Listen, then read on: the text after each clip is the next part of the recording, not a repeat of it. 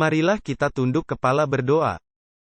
Bapa kami yang pengasih di surga, kami datang lagi menghampiri tahta-Mu pada malam ini, menyadari lidah manusiawi yang berdosa ini sesungguhnya tidak layak berbicara kepadamu.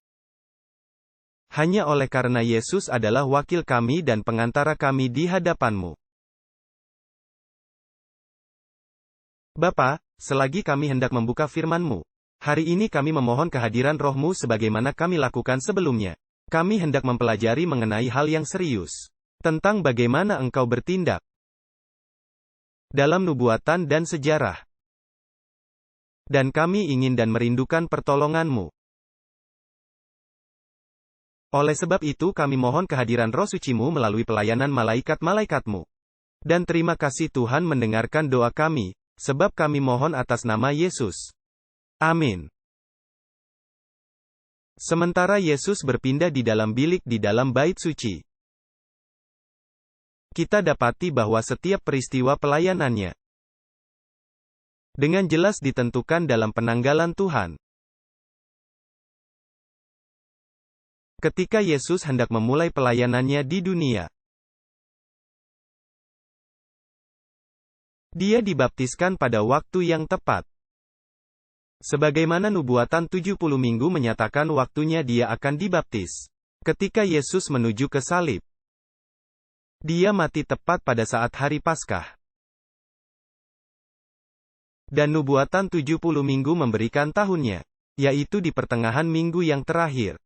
Sewaktu Yesus mulai pelayanan perantaraannya, mediasinya, di dalam bait suci surga pada hari Pentakosta. Itu adalah 50 hari setelah perayaan buah sulung, setelah kebangkitannya. Dia menggenapi nubuatan itu, tepat sesuai penanggalan yang Tuhan telah tetapkan. Malam ini kita akan lihat ketika Yesus memulai pelayanan penghakimannya di dalam bilik mahasuci dari bait suci surgawi.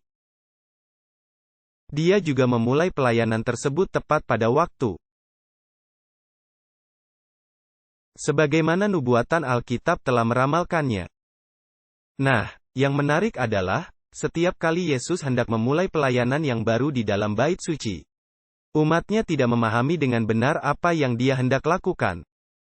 Contohnya adalah Yohanes Pembaptis. Apakah Yohanes Pembaptis benar-benar memahami apa yang akan dilakukan Yesus? Tidak. Dia berharap Yesus akan menjadi raja yang memerintah.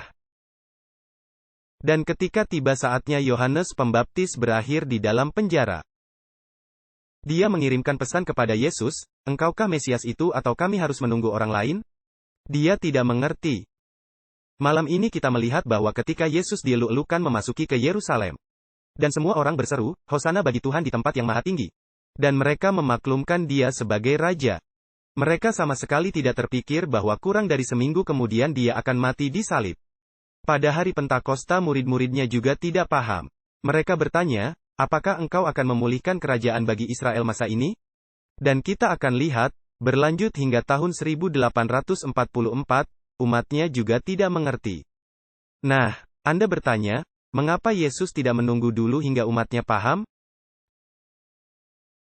Alasannya sangat sederhana. Tanggal-tanggal dalam penanggalan Mesias telah ditentukan tanpa berubah. Tanggal-tanggal itu sudah ditetapkan sebelum Yesus datang ke dunia ini. Dia harus dibaptis, Dia harus mati, Dia harus mulai pelayanannya di surga. Dan Dia harus memulai penghakiman, tepat pada waktu yang sudah ditetapkan dalam penanggalannya. Maka Dia memutuskan untuk maju terus sekalipun umatnya tidak paham. Dan Dia berkata, "Aku tahu mereka tidak mengerti apa yang akan aku lakukan. Tapi nanti mereka akan mengerti." Jadi umat Tuhan selalu akan mengejar ketinggalan pemahaman mereka. Bila mana itu sehubungan dengan pelayanan Yesus Kristus. Nah, hari ini saya akan membandingkan dua peristiwa besar. Kita akan membandingkan saat Yesus dieluk-elukan sebagai Raja memasuki Yerusalem, yang kemudian dikenal sebagai Minggu Palem. Dibandingkan dengan peristiwa-peristiwa besar pada sekitar tahun 1844. Jadi, pertama-tama marilah kita mulai membahas ketika Yesus dieluk-elukan sebagai Raja memasuki Yerusalem. Nah, apakah di Alkitab terdapat nubuatan khusus mengenai Mesias seperti apakah Yesus nantinya? Tentu saja, Saya sebutkan beberapa saja, saya tidak akan baca ayat-ayatnya sebab kita telah pelajari pada seminar-seminar sebelumnya. Apakah Anda ingat pengorbanan Ishak? Seekor domba menggantikan anaknya? Ingat domba Paskah? Domba Paskah dikorbankan pada hari ke-14 bulan Nisan. Tepat pada pukul 3 petang. Apakah Yesus menggenapi itu secara tepat? Tentu saja. Daniel 9 ayat 26 menunjukkan tahun yang tepat kapan Yesus akan mati di pertengahan minggu. Korban pagi dan petang, Keluaran 29 ayat 38-39, menunjuk kepada Yesus. Hamba yang menderita di Yesaya 53 ayat 4-7 menunjuk kepada Yesus Kristus. Dialah yang akan menanggung dosa-dosa kita menurut nubuatan itu. Bilangan 15 ayat 2-3 berbicara tentang suatu korban seperti bau yang harum. Dan Rasul Paulus mengutip itu dan merujuknya kepada Yesus Kristus. Sangat banyak nubuatan yang menunjuk pada fakta bahwa Yesus Kristus akan menjadi Mesias yang hina, yang mengorbankan dirinya, dan akan mati. Tidak ada alasan untuk salah paham karena kitab suci telah sedemikian jelasnya. Mesias seperti apakah yang akan datang ke dunia ini pada kali yang pertama? Lebih jauh, apakah Yesus sudah memperingatkan murid-muridnya bahwa dia akan ke Yerusalem dan akan mati? Dan bangkit pada hari ketiga dan berulang-ulang dikatakannya selama pelayanannya? Benar sekali. Mari kita perhatikan salah satunya. Matius 16 ayat 21. Matius 16 ayat 21. Ini terjadi 6 bulan sebelum kematian Kristus.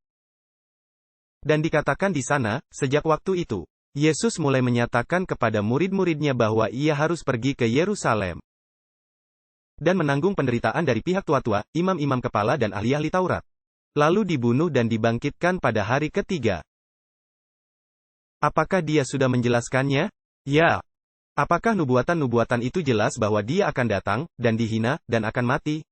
Jelas sekali. Namun umat Yahudi dan murid-muridnya sendiri salah mengartikan nubuatan Alkitab. Sebab mereka sangka bahwa Mesias akan jadi raja berkuasa yang akan menghancurkan bangsa Roma. Dan akan mendirikan kerajaannya di dunia, dan menempatkan kaum Yahudi pada puncak kedudukan dunia. Maka kita melihat bahwa mereka telah salah mengartikan nubuatan Alkitab. Nah, marilah kita berbicara sedikit mengenai saat Yesus dielu-elukan memasuki Yerusalem. Itu digambarkan di dalam Matius 21 ayat 1-7. Peristiwa Yesus dielu-elukan memasuki Yerusalem mempunyai tujuan khusus. Dalam waktu kurang dari 1 minggu, Yesus akan mati. Dan adalah penting agar semua mata dialihkan kepada Yesus Kristus. Dan apa yang hendak dia lakukan di Yerusalem. Mereka tidak paham apa yang dia akan lakukan. Tapi hal itu penting agar setiap mata terfokus kepadanya. Dan itulah alasannya mengapa ada peristiwa Yesus dielu-elukan memasuki Yerusalem. Untuk mempublikasikan apa yang akan Yesus lakukan. Dalam waktu kurang dari seminggu kemudian, dengan menuju ke penyalibannya. Nah, siapakah yang mengatur peristiwa agar Yesus dielu-elukan memasuki Yerusalem itu? Siapa yang merencanakannya? Yesus yang merencanakannya. Marilah kita baca Matius 21 ayat 1-7. Ketika mereka telah mendekati Yerusalem dan tiba di Betfage, di Bukit Zaitun, lalu Yesus menyuruh 2 muridnya dengan pesan, "Pergilah." Siapa yang menyuruh? Yesus yang menyuruh. Siapa yang mengatakan, "Pergilah"? Yesus. "Pergilah ke kampung di seberangmu itu, dan kamu akan menemukan seekor keledai tertambat, dan anaknya ada di dekatnya. Lepaskanlah keledai itu dan bawalah keduanya kepadaku." Siapa yang mengatur peristiwa ini? Yesus yang merencanakannya. Dikatakan selanjutnya, "Dan jikalau ada orang menegur kamu, katakanlah, dia beritahu apa yang harus dikatakan. Tuhan memerlukannya, dan ia akan segera mengirimkannya." Hal itu terjadi supaya genaplah firman yang disampaikan oleh Nabi. "Katakanlah kepada putri Sion, lihat, rajamu datang kepadamu. Ia lemah lembut dan mengendarai keledai beban muda." Ini adalah Zaharia 9 ayat 9. Maka pergilah murid-murid itu. Dan berbuat seperti yang Yesus perintahkan kepada mereka. Mereka membawa keledai itu bersama anaknya, lalu mengalasinya dengan pakaian mereka. Dan Yesus pun naik ke atasnya. Yesus yang merancang peristiwa ini. Yesus merencanakan peristiwa ini. Yesus yang menyuruh murid-muridnya. Yesus duduk di atas keledai itu. Yesus membiarkan orang banyak memaklumkan dirinya sebagai raja. Dia tahu benar bahwa mereka salah memahami raja seperti apakah dia nantinya. Dan mereka akan sangat kecewa dalam waktu kurang dari 1 minggu kemudian. Bagaimana mungkin Yesus mengambil bagian dalam pengelabuan seperti ini? Bayangkanlah, mengatur skenarionya dielu-elukan memasuki Yerusalem. Sesudah mereka mengumumkan dirinya sebagai raja. Padahal dia tahu benar, mereka tidak paham raja seperti apakah dia sebenarnya. Dan mereka akan sangat kecewa dalam waktu kurang dari seminggu kemudian. Bagaimana mungkin Yesus bisa ikut ambil bagian dalam hal ini? Faktanya hal ini bukan salah Yesus. Sebab nubuatan Alkitab sudah menunjukkan bahwa Yesus akan memasuki Yerusalem mengendarai seekor keledai. Nubuatan juga menunjukkan bahwa dia akan mati. Dan Yesus sendiri, sebagaimana yang telah kita lihat, sudah memperingatkan mereka bahwa dia akan mati. Jadi Anda bertanya, mengapa Yesus membuat skenario dia dielu-elukan memasuki Yerusalem sebagai raja? Sekali lagi, itu karena apa yang akan dilakukannya di atas salib. Perlu diketahui umum secara besar-besaran. Semua mata harus terfokus kepada Yesus. Sebab dia akan melakukan sesuatu yang amat sangat penting. Dan Yesus telah memilih waktu yang khusus untuk mati. Pada waktu perayaan Paskah, saat semua laki-laki yang berusia 12 tahun ke atas dari seluruh kerajaan harus datang ke Yerusalem. Jadi pada waktu itu banyak orang, banyak umat Yahudi dari berbagai negara di dunia. Kita tahu ini sebab pada hari Pentakosta ada berbagai warga negara. Mereka semuanya berdarah Yahudi, tapi mereka tinggal di luar tanah Israel, atau yang tersebar di berbagai negara. Jadi Yesus berkata, "Kematianku tepat sempurna sewaktu perayaan Paskah, sebab ada banyak orang Yahudi datang dari seluruh dunia. Dan akhirnya mereka akan kembali ke tempat tinggalnya masing-masing. Dan mereka akan menceritakan apa yang mereka lihat." Dalam buku The Desire of Ages halaman 570. Ellen White berkata, Kristus mengikuti tradisi Yahudi akan kesemarakan kerajaan memasuki kota. Hewan yang ditungganginya adalah hewan yang biasa dikendarai raja-raja Israel. Dan nubuatan telah menubuatkan bahwa demikianlah Sang Mesias akan memasuki kerajaannya. Di halaman 571, dia berkata, belum pernah dalam hidupnya di dunia Yesus mengizinkan suatu pertunjukan kebesaran seperti ini. Dia jelas telah mengetahui dampaknya. Apa kata Ellen White? Yesus jelas apa? Yesus jelas telah mengetahui dampaknya. Hal itu yang akan membawanya menuju salib. Sekarang perhatikan. Tetapi memang itu adalah tujuannya. Dengan begitu, dia secara terbuka menyatakan dirinya sebagai penebus.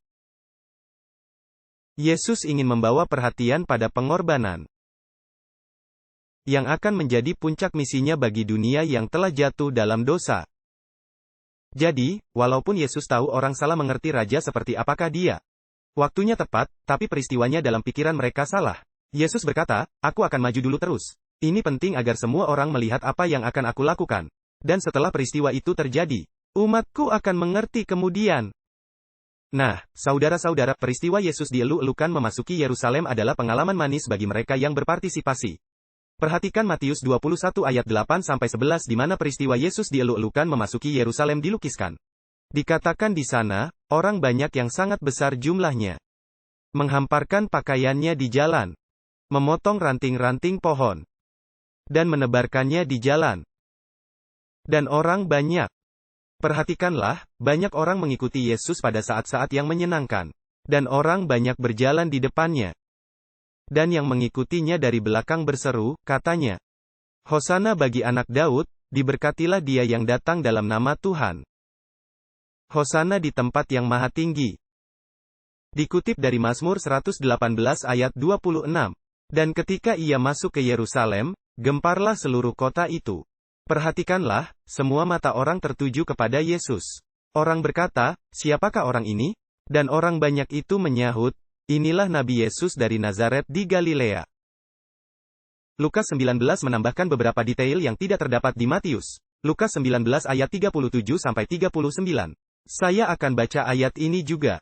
Dikatakan di sana, lalu, sementara dia menuruni Bukit Zaitun, seluruh rombongan murid-murid mulai, apa? Bergembira. dan memuji Allah dengan suara nyaring. Sebab mujizat-mujizat yang telah mereka lihat. Kata mereka, "Diberkatilah Raja yang datang dalam nama Tuhan. Damai sejahtera di sorga dan kemuliaan di tempat yang maha tinggi." Bukankah ini peristiwa yang penuh sukacita? Bukankah setiap orang bergembira? Bukankah setiap orang dipenuhi harapan besar? Bahwa Yesus akan mengambil alih tahta di Yerusalem dan dia akan menjadi raja? Oh, ini pengalaman yang manis bagi mereka yang berpartisipasi. Namun Yesus tahu bahwa mereka tidak mengerti peristiwa apa yang akan terjadi. Waktunya benar, sebab dia akan dikorbankan pada waktu Paskah. Tapi mereka itu telah salah memahami peristiwa yang akan terjadi. Dia, Yesus, tahu mereka akan sangat kecewa. Di dalam buku The Desire of Ages halaman 571, terdapat komentar yang sangat menarik dari Ellen White. Mengapa Yesus tetap teruskan rencananya dieluk-elukan memasuki Yerusalem sebagai raja? Walaupun dia tahu faktanya bahwa umatnya telah salah memahami nubuatan dan mereka akan kecewa. Dia katakan begini, peristiwa-peristiwa yang berkaitan dengan Yesus dieluk-elukan sebagai raja akan menjadi pembicaraan setiap mulut dan akan membawa Yesus ke dalam setiap pemikiran. Setelah penyalibannya banyak yang akan teringat pada peristiwa-peristiwa ini yang berkaitan dengan pengadilan dan kematiannya. Mereka akan terdorong untuk meneliti nubuatan-nubuatan dan akan menjadi yakin bahwa Yesus adalah Sang Mesias. Dan di seluruh negeri orang-orang jadi percaya. Akan makin berlipat ganda. Pahamkah Anda mengapa Yesus tetap meneruskan rencananya dieluk-elukan masuk ke Yerusalem seperti raja? Walaupun dia tahu bahwa orang-orang telah salah memahami nubuatan, karena setiap orang harus memusatkan perhatian kepadanya. Lalu membawanya pulang apa yang telah dilihatnya. Dan mempelajari lagi nubuatan-nubuatan sehingga mereka dapat mengerti apa yang Yesus telah lakukan. Apakah para murid benar mengenai waktu dari peristiwa yang akan terjadi? Mereka benar soal waktunya. Mesias akan datang, tepat pada pertengahan minggu yang terakhir. Sebagai penggenapan perayaan Paskah. Tetapi di manakah letak kesalahan mereka? Kesalahan mereka adalah peristiwanya yang terjadi pada waktu tersebut, hari Paskah. Waktunya benar. Tetapi di dalam pikiran mereka, peristiwanya salah. Mereka menyangka Mesias akan menjadi raja di dunia. Saya akan baca Yohanes 12 ayat 16. Ini adalah ayat yang sangat menarik. Ini mengenai Yesus dieluk-elukan masuk ke Yerusalem seperti raja. Dan saya ingin Anda perhatikan di sini. Bahwa disebutkan bahwa para murid tidak paham benar apa yang mereka lakukan sewaktu Yesus dieluk-elukan bagaikan raja. Mereka berpartisipasi, mereka memaklumkan Yesus sebagai raja. Tapi perhatikanlah, bahwa mereka sesungguhnya tidak mengerti. Dan perhatikan kapankah akhirnya mereka benar-benar mengerti. Perhatikan Yohanes 12 ayat 16. Mula-mula murid-murid Yesus tidak mengerti akan hal ini. Ini tentang Yesus dieluk-elukan seperti raja. Tapi waktu Yesus dimuliakan. Apa maksudnya, sewaktu Yesus dimuliakan? Sewaktu dia dibangkitkan. Ketika Yesus dimuliakan, lalu mereka bagaimana? Mereka teringat, inilah yang dikatakan Ellen White. Mereka teringat bahwa hal ini, apa? Bahwa ada tertulis mengenai dia. Dan mereka telah berbuat hal-hal yang ditulis nas itu kepadanya. Apakah mereka memahami nubuatan-nubuatan setelah terjadi? Mereka memahami nubuatan-nubuatan itu setelah terjadi, tetapi mereka tidak mengerti sebelumnya. Apa yang akan terjadi ketika Yesus dieluk-elukan memasuki Yerusalem? Pertanyaan. Apakah Yesus seorang raja? Hanya saja dia bukan raja yang mereka harapkan. Saya tidak tahu apakah Anda perhatikan.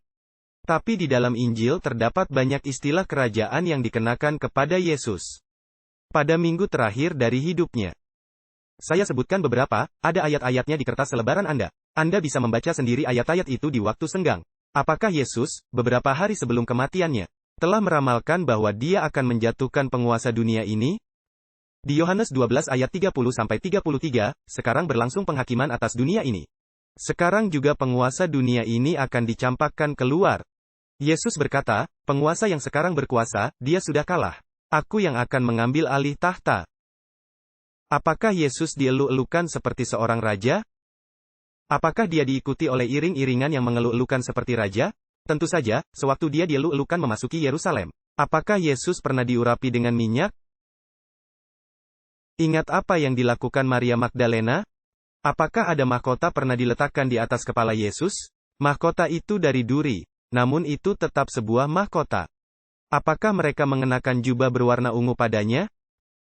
Siapa yang memakai jubah ungu? Raja-raja. Apakah orang-orang memberi penghormatan ejekan kepadanya dengan membungkuk di hadapannya? Benar. Apakah mereka memberi sesuatu ke tangan kanannya? Raja-raja membawa tongkat kekuasaannya di tangan kanan mereka. Apakah sebatang alang-alang diletakkan di tangan kanan Yesus? Dan ketika mereka melakukannya, mereka membungkuk di hadapannya, inilah sang raja. Apakah Pilatus memperkenalkan Yesus sebagai raja? Dia berkata, lihat, ini rajamu. Adakah iring-iringan yang mencemooh ke tempat di mana Yesus dimahkotai? Ya, ada suatu prosesi di Via Dolorosa. Apakah ada tulisan kerajaan yang ditempatkan di atas salib? Yesus dari Nazaret, Raja Israel. Apakah Yesus seorang raja? Percayalah. Dia seorang raja, bukan raja dari kerajaan kemuliaan, tapi raja dari kerajaan kasih karunia. Dengan kata lain, dia harus menjadi Mesias yang menderita dahulu, lalu nanti menjadi Mesias yang mulia memerintah pada kedatangannya yang kedua. Tapi dia tetap seorang raja. Namun mereka telah salah mengerti raja apakah dia nantinya. Dan hal yang menarik adalah Yesus menggenapi. Melalui kematiannya, dia menggenapi nubuatan 70 minggu. Bahwa Mesias akan mati di pertengahan minggu nubuatan itu. Jadi, bayangkanlah kegembiraan orang-orang itu ketika melihat Yesus datang mengendarai keledai. Dan dia membiarkan mereka berseru, Hosana di tempat yang maha tinggi kepada Sang Raja. Mereka berkata, harapan kita akhirnya akan tercapai. Mesias akan mengambil alih tahta dan dia akan memerintah di Yerusalem. Kurang dari 1 minggu kemudian, kebanyakan dari antara mereka yang mengeluh-elukan Yesus memasuki Yerusalem sebagai raja. Kini sedang berteriak, salibkan dia. Kebanyakan mereka yang ikut dalam pergerakan itu, yang hanya karena luapan emosi, meninggalkan pergerakan itu. Dan hanya sejumlah kecil saja yang masih bertahan tinggal. Dan sejumlah kecil yang bertahan itu harus bersembunyi di ruang atas. Anda lihat, ketika masa senang, semua orang mau berada di pihak Yesus.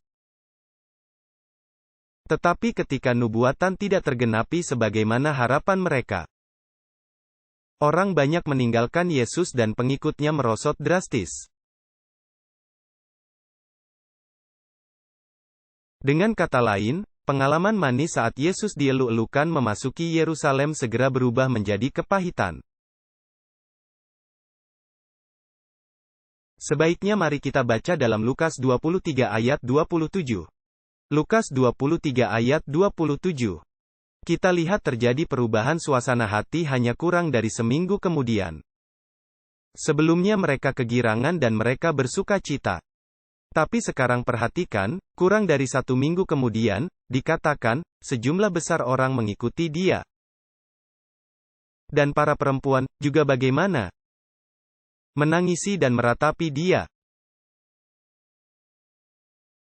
Apakah pengalaman manis sekarang menjadi pengalaman yang pahit? Benar sekali. Apakah itu salah Kristus? Bukan. Kita bisa merasakan kekecewaan itu melalui suara dari Maria Magdalena. Ketika 2 orang malaikat menemui kepadanya di taman pada pagi hari kebangkitan Yesus. Dan malaikat itu bertanya kepadanya, mengapa engkau menangis? Anda lihat, 1 minggu sebelumnya, Maria berada bersama-sama orang banyak yang memaklumkan Yesus sebagai Raja. Malaikat itu berkata, mengapa engkau menangis? Perhatikan, jawab Maria kepada mereka, sebab mereka telah mengambil Tuhanku. Dan aku tidak tahu di mana mereka meletakkan dia. Lihatlah, Maria sama sekali tidak paham soal kebangkitan itu. Dia sangka seseorang telah mengambil jasad Yesus, dan dia menangis. Kita bisa rasakan kekecewaan 2 orang murid dalam perjalanannya ke Emmaus. Di Lukas 24 ayat 21, salah seorang berkata kepada Yesus, "Dulu kami yakin bahwa dialah yang akan datang untuk membebaskan bangsa Israel. Kami sangka dialah sang penebus. Apakah Yesus sang penyelamat?" Hanya saja dia bukanlah penyelamat yang mereka bayangkan. Mereka berharap Raja Dunia akan menyelamatkan dari musuh-musuh mereka secara harafiah.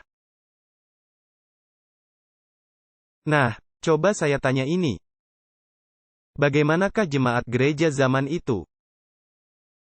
Menanggapi peristiwa Yesus dielu-elukan bagaikan raja memasuki Yerusalem? Para pemimpin agama apakah berkata, "Oh, luar biasa. Inilah Mesias." Malah sebaliknya. Para pemimpin agama sangat marah. Jemaat gereja pada zaman itu sangat geram.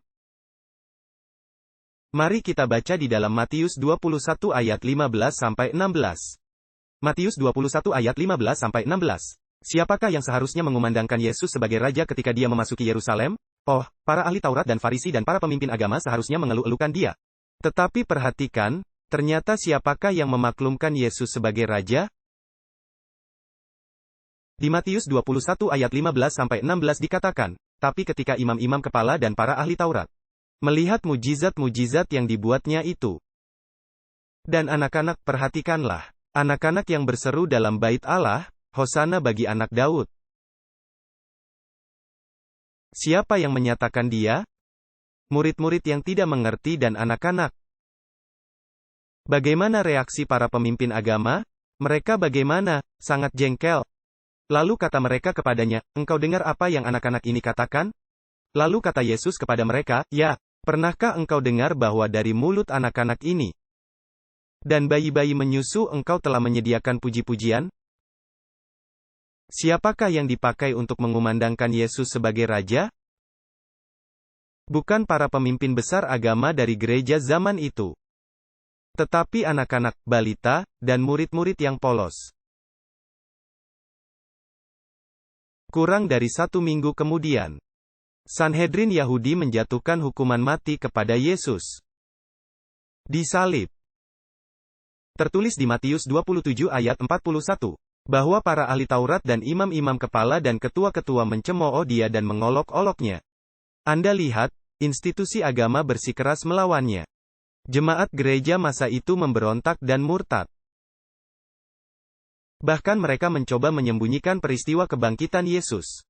Mereka berkata, "Ah, tidak, itu adalah cerita yang dikarang murid-muridnya, supaya tidak dipermalukan."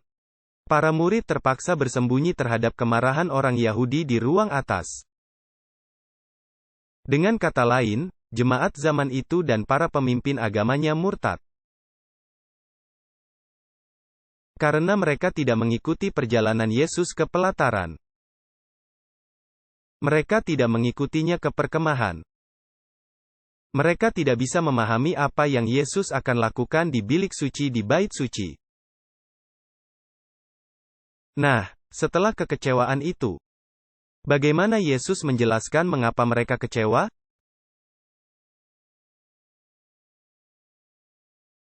Yesus menjelaskannya dengan menuntun mereka kembali ke kitab suci. Dengan kata lain, Yesus membimbing mereka untuk mempelajari nubuatan. Dia menjelaskan nubuatan-nubuatan yang mereka tidak pahami. Perhatikanlah Lukas 24 ayat 25-27.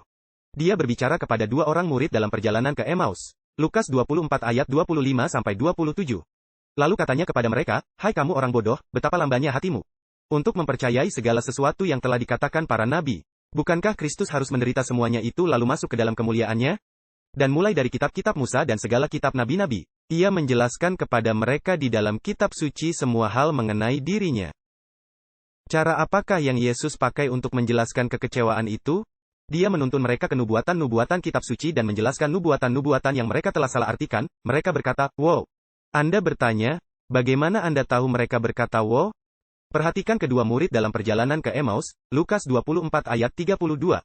Setelah Yesus membuka kitab suci dan menjelaskan tentang Musa dan nabi-nabi dan kitab suci, terdapat di dalam Lukas 24 ayat 32. Apakah yang dikatakan salah seorang murid yang menuju Emmaus itu kepada temannya? Bukankah hati kita berkobar-kobar ketika dia berbicara dengan kita di tengah jalan? Dan ketika Dia menerangkan kitab suci kepada kita, apakah mereka mempelajari kembali nubuatan kitab suci? Dengan pencerahan ilahi? Tentu saja. Perhatikan Lukas 24 ayat 33-35.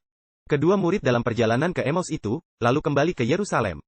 Mereka hendak beritahukan para murid yang sedang berkumpul di ruang atas. Dikatakan dalam Lukas 24 ayat 33, lalu bangkitlah mereka dan saat itu juga kembali ke Yerusalem, dan mendapati 11 murid itu dan juga yang berkumpul bersama mereka, katanya, Tuhan benar-benar telah bangkit, dan telah menampakkan diri kepada Simon. Lalu mereka pun menceritakan apa yang terjadi di tengah jalan, dan bagaimana mereka mengenalinya ketika Dia memecah-mecahkan roti. Karena mereka melihat tangannya dengan bekas-bekas luka paku. Tak lama kemudian, Yesus tiba di ruang atas itu di mana dua murid itu juga telah tiba. Dan memberitahu para murid bahwa Yesus sudah bangkit. Dan sekarang Yesus berbicara kepada murid-muridnya. Bagaimana Yesus menjelaskan kekecewaan itu kepada para muridnya? Lukas 24 ayat 44 hingga 49. Lukas 24 ayat 44-49.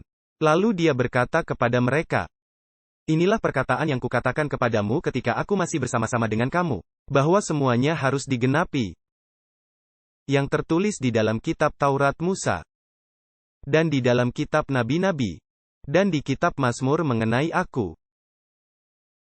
Cara apakah yang Yesus pakai untuk menjelaskan kekecewaan kepada para muridnya?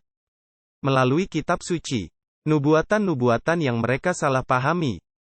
Dan selanjutnya Dia katakan, lalu Dia membuka pengertian mereka. Supaya mereka mengerti, apa? Kitab suci. Lalu katanya kepada mereka, ada tertulis, dan Mesias harus menderita dan bangkit pada hari ketiga.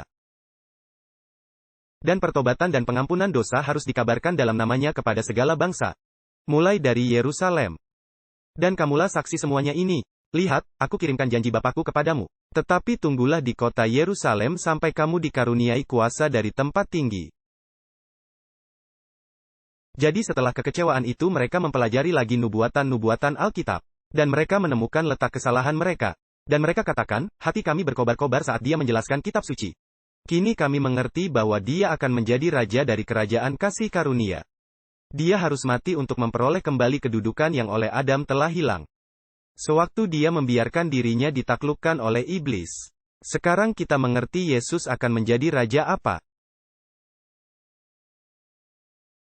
Dan sebagai hasilnya, berdirilah gereja Kristen.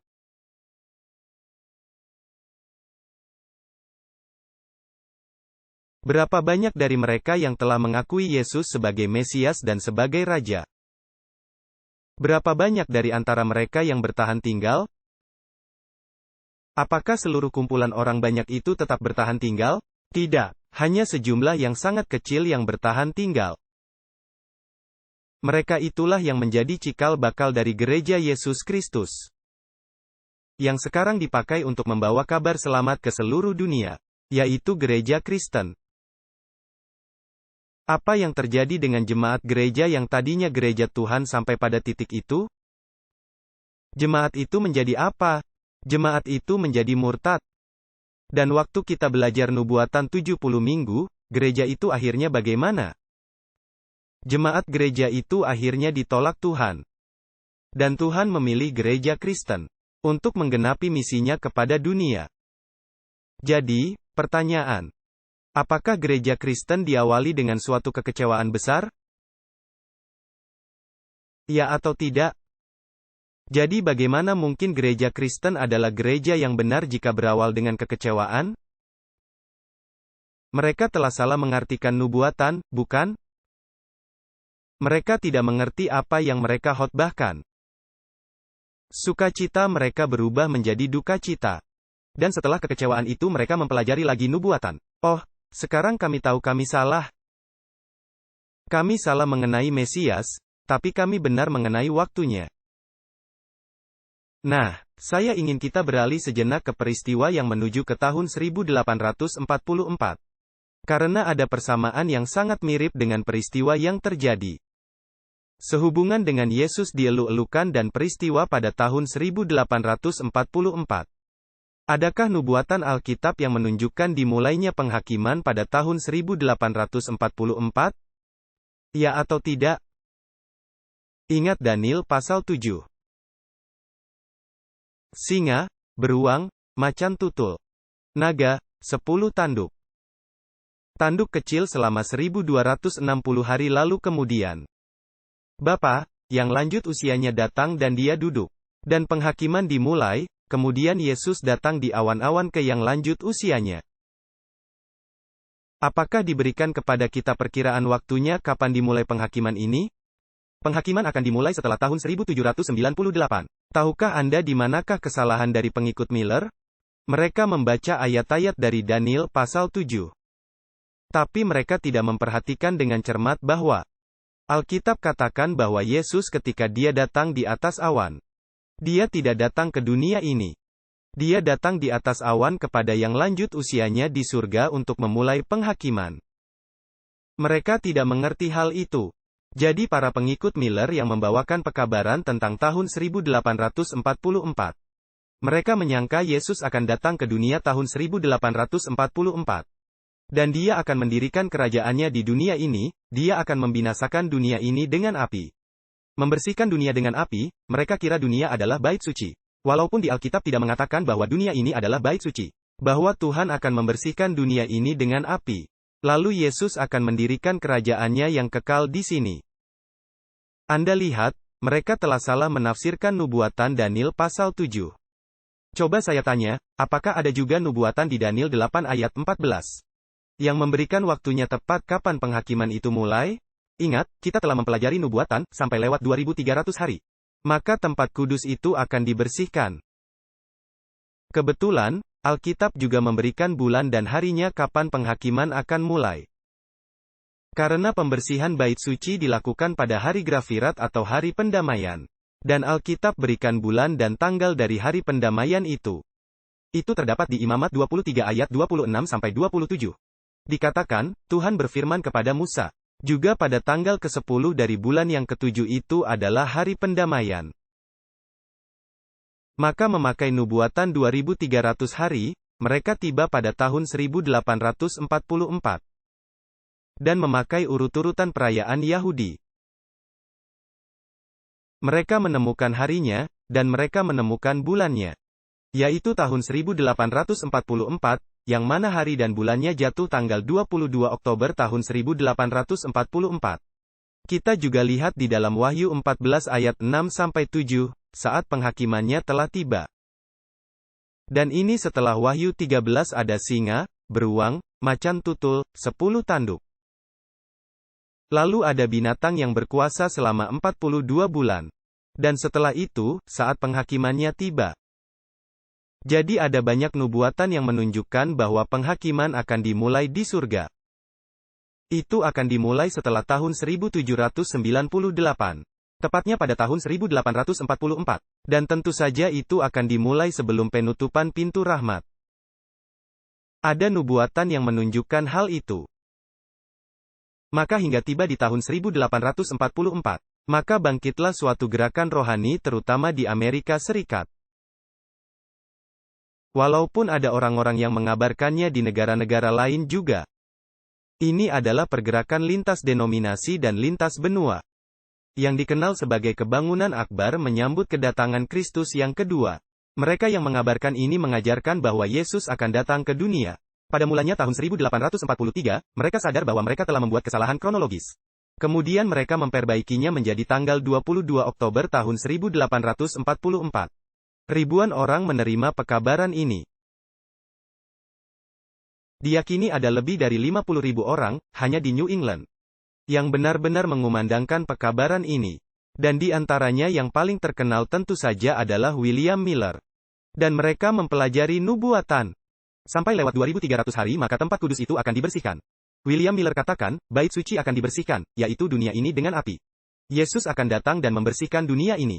Dan dia akan mendirikan kerajaannya yang kekal.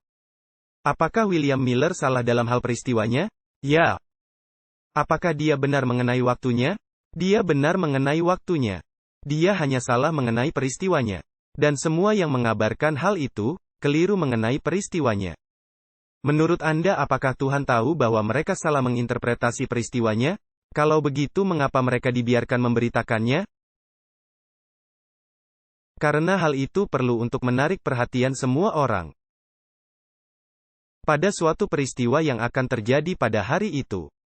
Dan Yesus mengetahui bahwa akan terjadi kekecewaan. Tapi dia berkata, "Aku akan lanjut dengan jadwal penanggalanku. Karena di dalam penanggalan Mesias aku harus memulai penghakiman pada hari itu." Aku tahu mereka yang mengabarkan hal itu salah mengartikan peristiwa yang akan terjadi. Tetapi aku tetap jalan terus, dan setelah hal itu terjadi, nanti mereka akan mengerti. Bagaimana mungkin Tuhan terlibat dalam penipuan seperti itu? Ini bukan penipuan. Nubuatan-nubuatannya jelas. Masalahnya adalah kesalahan pengertian mereka. Nah, mari saya bacakan beberapa pernyataan. Ini ditulis oleh Ellen White. Ellen White terlibat dalam pergerakan itu. Jadi yang akan saya bacakan ini adalah tulisan dari seorang saksi mata. Dia mengalami sendiri apa yang dia lukiskan dalam tulisannya. Di dalam buku Christian's Experience and Teachings dari Nyonya Ellen G. White, halaman 50, dia berkata begini. Di seluruh bagian dari negeri, terang diberikan mengenai pekabaran ini. Dan seruan itu membangkitkan ribuan orang. Tersebar dari kota ke kota, dari desa ke desa, dan masuk ke wilayah-wilayah yang terpencil. Menjangkau kaum terdidik dan cendekia, juga di kalangan sederhana dan hina. Lalu dia beri komentar, "Inilah hari yang paling bahagia dalam hidupku." Bukankah ini pengalaman menyenangkan? Mengira Yesus akan datang pada tanggal 22 Oktober tahun 1844?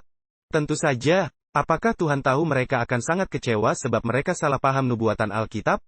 Tentu saja Tuhan tahu. Dalam buku Early Writings halaman 229, Ellen White berkata demikian. Ribuan orang menerima kebenaran yang dihotbahkan William Miller. Dan hamba-hamba Allah pun bangkit dengan semangat dalam roh dan kuasa Elia untuk menyiarkan pekabaran itu. Dia katakan di dalam The Great Controversy, halaman 400-401.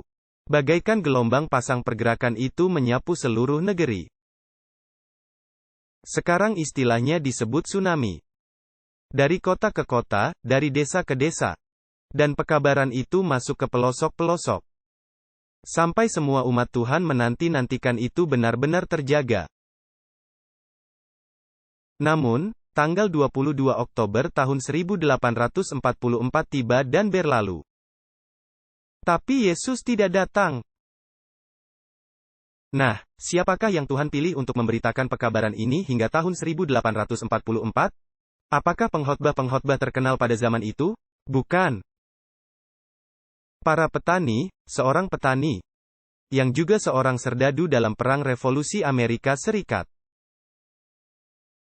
Namanya William Miller. Saya ingin Anda perhatikan apa yang dikatakan William Miller, karena dia mempelajari nubuatan, dia tahu bahwa apa yang diajarkannya adalah kebenaran. Tetapi dia bertanya-tanya, bagaimana jika saya salah? Perhatikan apa yang dia katakan dalam bukunya Apology and Defense, halaman 13. Dia berkata, kekhawatiranku yang terbesar adalah jangan-jangan sukacita mereka atas pengharapan warisan mulia yang segera akan dinyatakan itu. Mereka menerima doktrin ini tanpa cukup meneliti kitab suci dalam kebenaran yang dinyatakan. Sebab itu aku khawatir memberikannya. Jangan-jangan ada kemungkinan aku berbuat kesalahan dan menjadi jalan penyesatan kepada orang lain. Tanggal 23 Oktober tahun 1844 tiba. Dan Yesus tidak datang. Dan pengalaman sukacita itu berubah menjadi kegetiran. Sebenarnya kitab Wahyu sudah menubuatkan peristiwa ini. Di dalam Wahyu pasal 10, terdapat pengalaman sebuah kitab kecil. Kitab kecil itu adalah bagian dari kitab Daniel yang membahas nubuatan 2300 hari. Tapi kita tak ada waktu untuk membahasnya sekarang. Tapi jika Anda berminat, saya bisa mengirimkan catatan saya, yang membuktikan bahwa kitab kecil tersebut adalah bagian dari tulisan Daniel yang berkaitan dengan 2300 hari, yaitu sehubungan dengan pekabaran tentang penghakiman. Dan yang menarik adalah Yohanes disuruh makan kitab itu. Dan Yohanes makan kitab itu. Apa maksudnya dia makan kitab itu? Dia sedang mencerna apa? Pekabaran itu. Bacalah Yehezkiel 3 ayat 1-3 di situ jelas. Dia mencerna pekabaran itu. Dan bagaimanakah rasanya pekabaran itu di dalam mulutnya? Oh, di dalam mulutnya terasa manis seperti madu. Pekabaran tentang penghakiman ini manis seperti madu. Tetapi sewaktu masuk ke dalam perutnya, apa yang terjadi? Itu menjadi getir. Bukankah itu yang terjadi pada waktu Yesus dieluk-elukan memasuki Yerusalem? Pengalaman yang manis berubah menjadi pahit setelah kejadian tersebut. Tentu saja. Mari saya bacakan pernyataan Hiram Edson. Dia adalah salah seorang yang mengkhotbahkan pekabaran ini. Dan ini akan membuat Anda terharu. Ini adalah keesokan harinya setelah kekecewaan itu. Dikatakan, kami begitu yakin akan melihat Yesus Kristus. Beserta semua malaikat suci bersamanya. Dan suaranya akan membangkitkan Abraham, Ishak dan Yakub, dan semua orang saleh zaman dahulu. Dan sahabat-sahabat terkasih yang telah terpisahkan oleh kematian.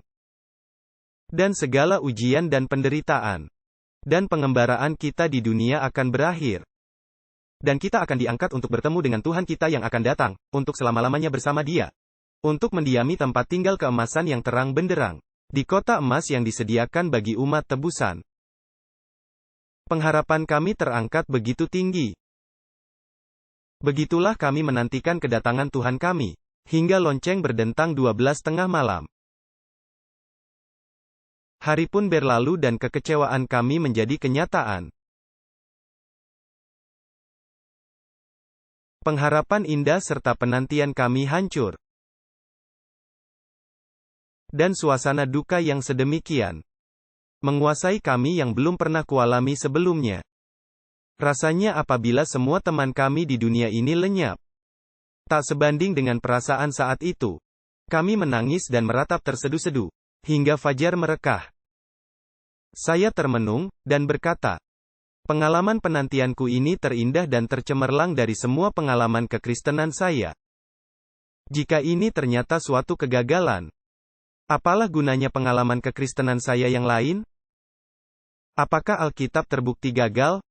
Apakah tidak ada Tuhan, tidak ada surga, tidak ada kota emas, tidak ada Firdaus? Apakah semua ini hanyalah dongeng yang dirancang secara licik? Apakah sesungguhnya tidak nyata pengharapan indah dan penantian kami ini? Kalau itu demikian, ada alasan untuk berduka dan meratap tersedu-sedu. Jika semua harapan kami itu lenyap. Dan sebagaimana saya katakan, kami menangis hingga fajar. Inilah orang-orang yang mencintai Tuhan. Mereka membiarkan kentang-kentang mereka di ladang tanpa dipanen. Karena mereka yakin Yesus akan datang. Mereka mencurahkan semua dana mereka untuk mencetak majalah dan buku yang memberitakan kedatangan Yesus pada tanggal 22 Oktober tahun 1844. Mereka memakai uang pribadi mereka untuk melunasi hutang saudara-saudara seiman. Supaya pada saat Yesus datang, mereka tidak berhutang. Mereka berdoa sepanjang malam. Mereka mempelajari kitab suci sepanjang malam. Mereka saling mengakui kesalahan mereka dan membereskan semua kesalahan. Ini adalah orang-orang yang rohani. Tetapi pengharapan mereka hancur, karena mereka salah mengartikan nubuatan. Mari saya bacakan pernyataan yang lain. Ini dari Washington Morse.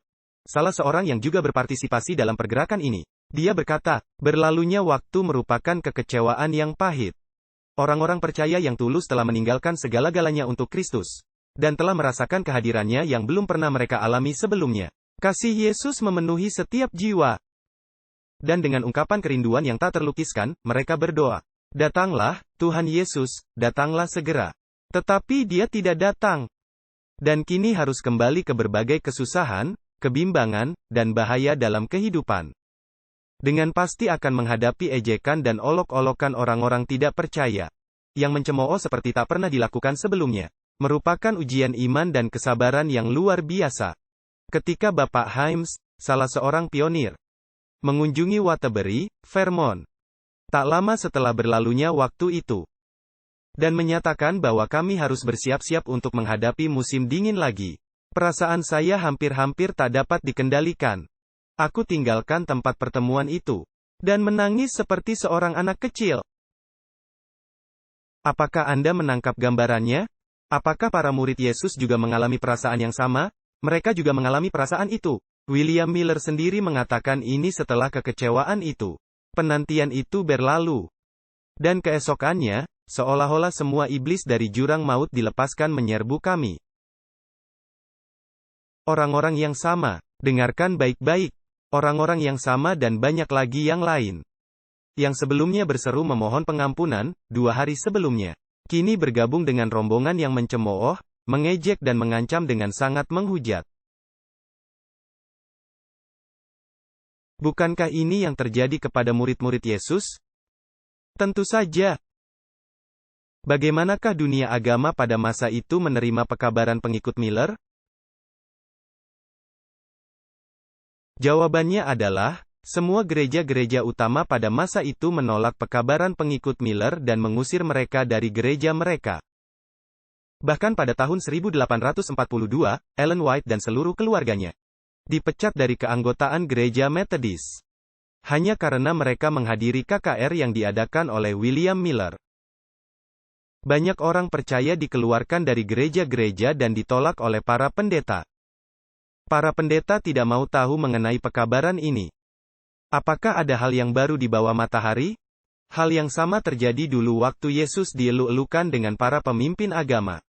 Ellen White dalam bukunya Early Writings, halaman 234, menggambarkan penentangan dari para pemimpin agama. Dia berkata, para pengkhotbah dan umat bergabung untuk menentang pekabaran dari surga ini, dan menganiaya William Miller dan mereka yang bergabung dalam pekerjaan itu. Fitnah disebarkan untuk melemahkan pengaruhnya. Apakah itu terjadi juga dengan Yesus? Tentu saja, dan pada saat berbeda setelah William Miller menyampaikan nasihat dari Tuhan, menyatakan kebenaran-kebenaran yang pedas kepada para pendengarnya, timbullah amarah besar terhadapnya. Dan saat dia meninggalkan tempat pertemuan, beberapa orang mencegatnya dengan tujuan hendak membunuhnya. Tetapi malaikat-malaikat Tuhan dikirimkan untuk melindunginya. Dan mereka menyelamatkan dia dari amarah orang banyak. Tugasnya masih belum selesai. Dalam kutipan lain dalam Christian's Experience and Teachings of Ellen White halaman 52, dia berkata, gereja-gereja ortodoks, maksudnya gereja-gereja utama pada masa itu. Gereja-gereja ortodoks gunakan segala cara menghalangi keyakinan akan kedatangan Kristus yang segera itu tidak menyebar. Mereka tidak bebas menyebutkan pengharapan kedatangan Yesus di pertemuan-pertemuan mereka. Mereka yang mengaku mengasihi Yesus dengan marah menolak kabar bahwa Dia, yang mereka sebut sebagai sahabat terbaiknya, segera datang mengunjungi mereka. Mereka menjadi emosi dan marah terhadap mereka yang memberitakan kedatangannya. Dan yang bersuka cita bahwa mereka segera memandang Dia dengan kemuliaannya. Tahun 1844, dunia agama jatuh. Karena mereka tidak mengikuti Yesus ke bilik maha suci. Persis seperti bangsa Yahudi yang jatuh karena mereka gagal mengikuti Yesus masuk ke bilik suci. Dengan kata lain, sebagaimana Judaisme menjadi murtad, dunia agama juga menjadi murtad sebab mereka menolak masuk bersama Yesus ke bilik maha suci. Bahkan dalam buku The Spirit of Prophecy, volume 4, halaman 232, Ellen White berkata dan ingat dia adalah bagian dalam pergerakan ini, ketika gereja menolak nasihat Tuhan. Dengan menolak pekabaran kedatangan Yesus maka Tuhan pun menolak mereka. Malaikat pertama disusul yang kedua, mengumumkan, sudah rubuh Babel. Kota besar itu, karena dia membuat mabuk segala bangsa dengan anggur hawa nafsu cabulnya. Pertanyaannya adalah, bagaimana kekecewaan itu dijelaskan? Kekecewaan besar tahun 1844. Bagaimana mereka yang setia yang tinggal bertahan? Bagaimana mereka dapat mengerti apa sebenarnya yang terjadi? Penjelasan dari kekecewaan tersebut. Mari saya bacakan suatu pernyataan. Ini adalah Hiram Edson yang adalah salah seorang pengikut pergerakan itu. Sehari setelah kekecewaan itu, tanggal 23 Oktober tahun 1844, dia sedang melewati sebuah ladang. Dan dia bermaksud coba menghibur beberapa orang yang kecewa. Perhatikanlah apa yang dikatakannya. Kami berangkat, dan ketika melewati sebuah ladang yang luas, saya terhenti di tengah-tengah ladang itu. Terlihat surga terbuka di pandangan saya. Dan saya melihat dengan nyata dan jelas bahwa imam besar kita bukannya keluar dari bilik maha suci di bait suci surga untuk turun ke dunia ini. Pada hari ke-10 pada bulan ke-7. Pada penghujung nubuatan 2300 hari itu. Dia untuk pertama kali pada hari itu masuk ke bilik yang kedua di bait suci itu. Dan ada tugas yang dia harus laksanakan di bilik maha suci sebelum datang ke dunia ini. Dan setelah dia memperoleh pemahaman yang singkat itu, di mana dia melihat Yesus bukannya kembali ke dunia, tapi masuk ke dalam bilik maha suci di bait suci surga. Dia ceritakan kepada sesama orang percaya, dan Anda tahu apa yang mereka lakukan? Mereka berkumpul belajar secara kelompok. Mereka berkata, kita harus cermat mempelajarinya. Dan mereka selidiki Alkitab, mempelajari banyak nubuatan-nubuatan yang pernah dipelajari sebelumnya. Dan mereka berkata, mengapa kita tidak paham bahwa anak manusia di awan-awan itu sedang menuju kepada yang lanjut usianya? Bagaimana mungkin kita tidak mengerti Lukas pasal 12? Bahwa perkawinan itu bukan saat Yesus datang di sini tapi perkawinan itu dilaksanakan di surga? Yesus kembali dari jamuan kawin itu untuk menjemput umatnya. Mengapa kita tidak mengerti bahwa bait suci bukan dunia ini? Tidak ada ayat di Alkitab mengatakan bahwa bait suci adalah dunia ini. Bagaimana mungkin kita tidak mengerti kitab Ibrani, di mana dikatakan bahwa Yesus sekarang melayani di dalam bait suci di surga? Mereka berkata, bagaimana mungkin kita tidak paham ini? Dan dari kelompok kecil yang tersisa ini, membentuk cikal bakal dari apa yang sekarang dikenal sebagai Gereja Masehi Advent hari ke-7. Dan tahukah Anda apa yang menarik? Tidak lama setelah 1844, pada waktu mereka memasuki bilik maha suci bersama Kristus, mereka tiba-tiba mulai menemukan semua kebenaran yang khas dari gereja Advent. Mereka menemukan bahwa hukum Tuhan tidak dipakukan di salib. Karena itu masih berada di dalam bilik maha suci. Mereka menemukan bahwa Sabat masih berlaku karena itu terdapat di dalam hukum Tuhan. Mereka menemukan bahwa penghakiman itu artinya Yesus sedang membersihkan bait suci di surga. Mereka juga menemukan bahwa orang mati, sesungguhnya keadaannya mati. Anda bertanya, bagaimana mereka tahu itu? Mudah saja, jika Yesus mulai menghakimi manusia pada hari yang sudah ditentukan yaitu pada tanggal 22 Oktober tahun 1844. Berarti orang yang mati tidak ke surga atau ke neraka pada saat mereka mati. Jadi mereka berkata, orang mati tentu masih berada di kubur menunggu dibangkitkan oleh Yesus. Demikianlah, Gereja Masehi Advent hari ke-7 dibentuk sejalan dengan nubuatan Alkitab.